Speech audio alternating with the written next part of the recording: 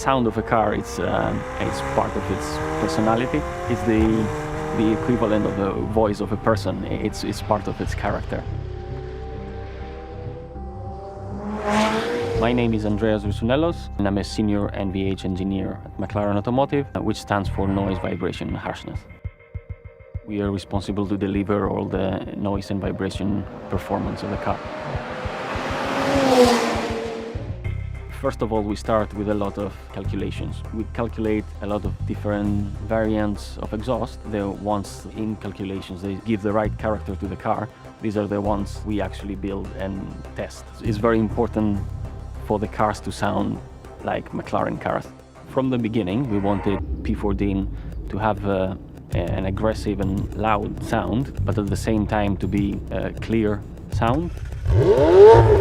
Also, what we tried to achieve was a dual character, if you like. We wanted the car to be comfortable to drive at normal conditions, but when you're in a track, we wanted the car to be as engaging as possible. I worked in 675 LT and the 570S. I've seen the McLaren sound developing. I think the McLaren 720S has the best McLaren sound so far.